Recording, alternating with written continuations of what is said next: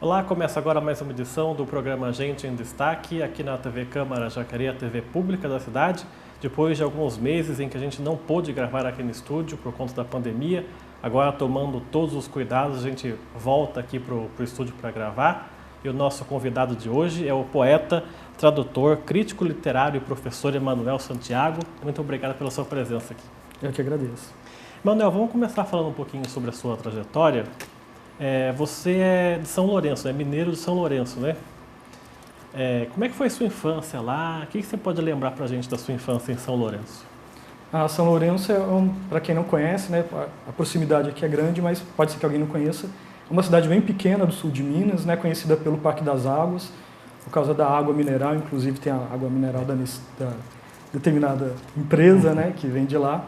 E assim, é uma cidade com uma estrutura muito bem montada, tem um bom índice de desenvolvimento humano, é considerado alto, e assim, foi uma infância confortável, né? Embora às vezes, né, sentisse um pouco de falta de uma vida cultural um pouco mais intensa lá na cidade, mas foi uma infância e uma adolescência agradável. Os seus pais, eles fazem o quê? Trabalham em quê? A minha mãe era artesã e o meu pai era artista plástico. Quer dizer que esse meio da cultura já começou desde a sua tenra idade, né, de criança, né? Sim, sim, com certeza. E São Lourenço é uma cidade que tem bastante artistas, embora nem sempre tenha, né, como os artistas exporem seu trabalho na cidade. Então, era às vezes, um cenário cultural um pouco provinciano, mas sempre teve muitos artistas que acabam saindo de lá para outras áreas. Então eu tenho amigos pintores, tenho uma amiga cantora que estão por aí no Brasil. A cidade lá então rende, né? Nesse assunto de cultura, a cidade rende. Né? Dizem que é da água. E você tem irmãos, não? Tenho irmãos, eu tenho 3 irmãos, né? Na verdade um irmão e 2 irmãs. E essa sua infância que a gente falou sobre cultura, né, da profissão dos seus pais, ela influencia você já desde criança no ramo da leitura ou isso começa um pouco mais tarde? Isso começa um pouco mais tarde. Assim, quando criança, eu gostava muito de história em quadrinhos. Então, eu comecei pela Mônica, né, Maurício de Souza, Disney. E aí, depois, eu comecei a jogar RPG. E aí, isso me levou a ler fantasia, como Tolkien, né, esses autores. Mas, a minha mãe não era de ler muito, raramente eu via ela lendo, mas ela tinha uma biblioteca em casa, que era uma biblioteca pequena, tinha uns 30, 40 livros, mas tinha Drummond, tinha Lorca, Neruda, que são autores que eu gosto muito. E quando eu cheguei no ensino médio, nas aulas de literatura, as aulas de literatura me despertaram para a curiosidade da biblioteca da minha mãe. E foi aí que eu comecei a ler e a escrever também. Essa chave, né, que a gente fala, quando deu esse start em você, foi quando você teve uma aula de literatura no ensino médio, você viu a professora falando alma minha gentil, que te partiste, né? Exatamente. Do Camões. E foi nesse instante que começou, então, o seu interesse? Foi porque eu já gostava de ler, né? Mas fazia uma leitura um pouco mais errática, mas poesia não era um gênero que me atraía muito. E mesmo porque eu tinha uma ideia pré-concebida, um pouco clichê mesmo do que era poesia, uma coisa muito sentimental. E aí, acho que foi a primeira aula de literatura do ensino médio, primeira ou segunda, a professora leu pra gente Alma Minha Gentil que te partiste, e foi menos pelo conteúdo mesmo, é um soneto belíssimo, né? Mas eu fiquei encantado com a cadência das palavras. Eu achei impressionante aquilo. E aí depois a professora ensinou que tinha um negócio chamado métrica por trás, né? Então, que o ritmo que o Camões constrói é porque tem um número X de 10 sílabas tônicas em cada verso, 10 sílabas poéticas em cada verso. E aí ela falou isso, aí eu cheguei em casa naquele mesmo dia e escrevi meu primeiro soneto. Então, o primeiro poema que eu escrevi por conta própria, que não era em aula de produção de texto e tal, foi um soneto. Essa época você ficou em São Lourenço um pouco da sua infância e depois você vai para onde? Então, eu fiquei em São Lourenço até concluir o ensino médio, né, com 17 anos de idade. Aí, aos 18 anos, eu fui para a Federal de Ouro Preto. Então, eu morei na cidade de Mariana que era onde ficava o campus de letras e história. Que é onde teve aquele acidente na barragem? Isso, foi num distrito de Mariana. E aí, a partir então dessa aula do ensino médio, você começa a se debruçar mais na leitura de poesia. Sim, sim. Aí rapidamente vai se tornando o meu gênero preferido, né? E as minhas leituras acompanhavam o conteúdo do ensino médio. Então, à medida que a gente começa lá com trovadorismo, né, Camões, aí eu acompanhando. E aí, por isso eu tinha a tendência de escrever só poemas com a versificação tradicional, né? Metrificados, rimados. É só lá no terceiro ano, quando a gente entra no modernismo, aí eu começo a escrever também verso livre. Então, a minha trajetória como poeta acompanhou muito a minha trajetória no ensino médio e também na graduação, porque aí eu fui fazer letras, né? Eu tenho licenciatura em língua portuguesa, mas eu também tenho bacharelado em estudos literários. Então, aí eu comecei a me aprofundar mais e o interesse foi crescendo ainda Geralmente mais. o adolescente começa a se interessar por poesia quando vai escrever versinho para namorada, Sim, né? sim. No seu caso não foi Foi especificamente sobre isso, né? Não foi mesmo. Eu tinha um pouco de preconceito disso, de poema, de amor e coisa e tal. Mas quando eu comecei a escrever, porque aí você entra em contato com uma longa tradição, né? A temática amorosa é a temática mais presente dentro do gênero lírico.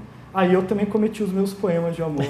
De alguns deles eu tenho orgulho, de outros nem tanto. Esses escritos que você começa aí na adolescência, 14 anos, lógico que são escritos ainda com inexperiência, né? Você ainda não tinha muito conteúdo. Mas você olhando hoje, com a idade que você tem hoje, como é que você analisa aqueles seus escritos iniciais como poeta? Como é que você vê hoje esse seu passado? Então, o que aconteceu é que na graduação eu tinha cerca de uns 300, 400 poemas escritos, né? E aí eu juntei tudo numa pasta e levei para Mariana. E aí, um determinado dia, eu mostrei para um professor que eu admirava muito, inclusive é um ótimo poeta, e ele falou: Emanuel, tudo isso aqui é muito pueril, isso aqui é coisa de adolescente, não tem... E assim, primeiro eu fiquei chocado, mas depois eu vi que ele tinha razão. E aí eu comecei a me aprofundar um pouco mais no estudo da técnica da poesia propriamente dita.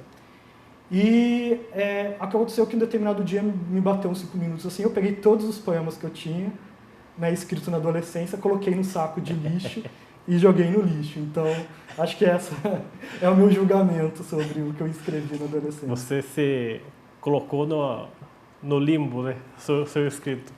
Sim, porque de fato era aquilo mesmo, eu escrevia muito por um desejo de me expressar, por uma necessidade de me expressar. Mas a arte não é só a expressão, né? A arte tem a questão formal. E é a forma que justifica a arte, né? Então eu fui mergulhar nisso e eu vi que era tudo muito convencional também, né? Muito clichê, muito lugar comum, muita influência, às vezes, de letra de música. Só que a letra de música, você tem letras de música que são muito poéticas, mas outras que nem tanto, né? Então, às vezes, era aquela riminha sem vergonha ali. E aí, realmente, ficou um caderno que eu guardo só por uma relação afetiva mesmo, uma memória afetiva. O resto eu joguei tudo fora. Renegou o seu passado. Sim. E geralmente as pessoas que gostam de poesia, elas são um pouco mais solitárias. Você que começou no ensino médio fica um pouco mais no canto. Como é que seus amigos, seus colegas reagiram quando descobriram que você gostava de poesia? Como é que era essa convivência? Então, eu sempre fui um adolescente, mais um adolescente introspectivo. Isso já era natural.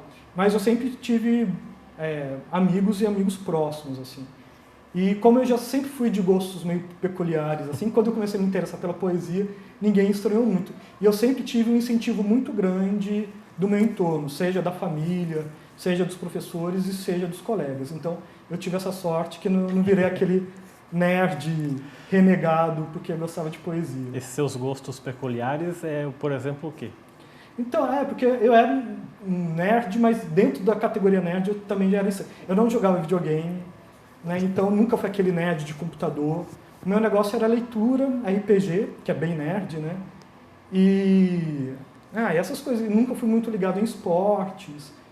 Então, eu sempre voltado para essa área mais, que a gente pode dizer, intelectual, mas nunca fui, mesmo dentro da categoria nerd, nunca fui um nerd padrão também. Tem algumas coisas que...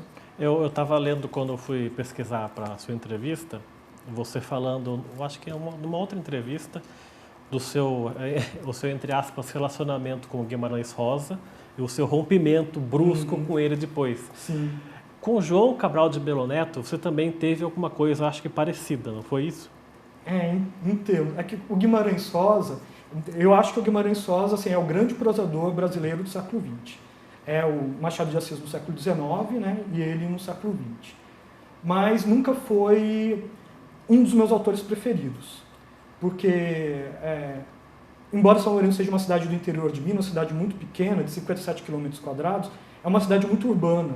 Então tem prédios, quase não tem área rural. Então aquele universo do sertanejo nunca foi meu universo. Então eu não tinha essa afinidade com a temática, com o universo do Guimarães Rosa.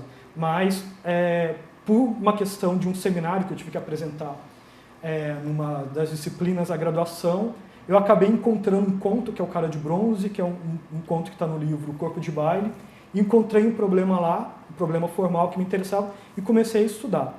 Só que eu fiquei, contando o tempo da graduação e o tempo do mestrado, eu fiquei 5 anos e meio estudando Guimarães Rosa. E o texto especificamente que eu estudei para o mestrado, que é o Cara de Bronze, é um texto muito problemático. Ele tem muito complicado, ele tem roteiro de cinema no meio, ele tem nota de rodapé, e aí eu tomei um bode mesmo, eu fiquei de uma ressaca com o Guimarães Rosa. Aí quando eu entreguei a dissertação de mestrado, no período que eu fiquei esperando para fazer a defesa, eu falei, não, eu preciso ir para o doutorado estudando uma outra coisa. E aí eu deixei o Guimarães Rosa de lado. Mas o João Cabral de Melo Neto é diferente, porque o João Cabral de Melo Neto, eu encontro com a poesia dele, eu já conheci a Morte de Vida Severina do ensino médio, mas a poesia dele eu fui ler mesmo na graduação, depois que aquele professor me deu aquele banho de água fria, e eu estava sem referência. E aí um dia, por acaso, na biblioteca, eu encontrei as obras completas do João Cabral de Melo Neto, que é até a década de 60, e comecei a ler cronologicamente o João Cabral de Melo Neto. E aí eu descobri um autor que eu não conhecia e fiquei muito encantado. Então, o João Cabral de Melo Neto é a minha maior influência literária. O que acontece é que essa influência está muito explícita no Pavão Bizarro, e aí o Antônio Carlos Sequin, que é um imortal da Academia Brasileira de Letras, ele leu o meu livro e falou, Emanuel, eu gosto muito da sua poesia, mas especificamente esses poemas cabralinos seus estão muito imitando o João Cabral de Melo Neto, então você não quer ser um sub-João Cabral de Melo Neto, né? Você tem que buscar seu próprio caminho. Aí, no A Ave Ilustra, que é o segundo livro, eu meio que me distancio um pouco dessa herança, escrevendo um soneto, que o João Cabral de Melo Neto detestava soneto, mas imitando os poemas Educação pela Pedra, e dedicado ao Antônio Carlos Sequin. Você concordou com essa crítica do Sequin? Concordei. E no Pavão Bizarro, que é o seu primeiro livro, tem também uma ligação que você faz do João Cabral de Melo Neto com o João Gilberto, não tem? Sim, tem. Porque quando eu comecei a escrever, quando eu comecei a estudar a métrica não, o poema sério, né, a escrita da poesia, a métrica é uma coisa que você domina porque tem parâmetros muito objetivos, é um número de sílabas poéticas, e isso você domina com facilidade. Mas escrever verso livre é mais difícil você dominar o verso livre. Porque a princípio parece que é só escrever o que vem na cabeça. Mas se você só escrever o que vem na cabeça, vira prosa picotada. E aí eu fiquei me questionando como encontrar uma forma de escrever verso livre. E aí, primeiro foi o João Cabral de Melo Neto. O João Cabral de Melo Neto tem a fase dele menos conhecida, que é a primeira fase dele. Ele tem um livro chamado Psicologia da Composição, que ainda é verso livre. Depois ele começa a fazer o verso medido. E nesse tem um poema chamado Fábula de Anfion, que ele usa uns cavalgamentos, ou seja, a frase não termina num verso, ela continua no verso embaixo. E aí eu meio que fui assumindo um pouco essa dicção. Mas com o passar do tempo eu fui percebendo que o meu verso livre, apesar de ser muito inspirado no João Cabral, ele tinha alguma coisa diferente, porque o João Cabral de Melo Neto, ele trabalha muito com aspereza, esses cortes são muito bruscos. E eu senti que o meu verso livre, ele buscava no final da estrofe fechar tudo direitinho. E muito retrospectivamente, depois que o João Gilberto morreu, João Gilberto é um dos meus artistas favoritos em todas as áreas assim, artísticas, eu percebi que esse negócio do verso buscando a frase, eles se desencontram, mas no final eles se encontram, é muito a voz do João Gilberto e o violão do João Gilberto.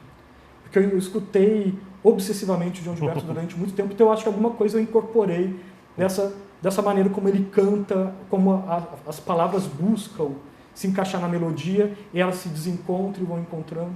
Então acho que eu juntei um pouco desse verso livre que eu aprendi com o João Cabral de Melo Neto com algo do João Gilberto. Tanto que eu tenho 2 poemas, um chamado Dueto com João Cabral e um chamado Dueto com João Gilberto no Pavão Bizarro.